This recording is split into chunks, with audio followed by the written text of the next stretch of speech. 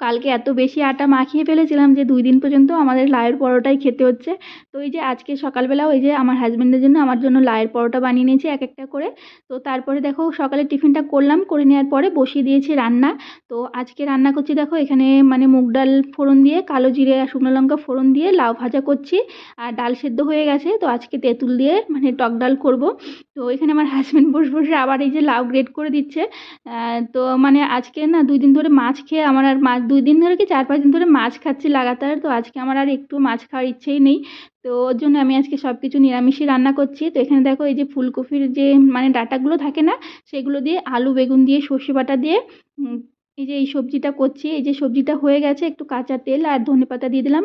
তো এই যে আজকে কি কি রান্না করেছি তোমাদের তো দেখিয়েছি। আমার হাজবেন্ডের আমার ভাত বেড়ে নিয়েছি, টক ডাল আর হচ্ছে লাউ ভাজা, আর হচ্ছে তোমাদের তো বললাম মানে যে এই ডাঁটাটা দিয়ে সবজি, এই ডাঁটার সবজিটা খেতে কিন্তু খুব ভালো লাগে আমার কাছে।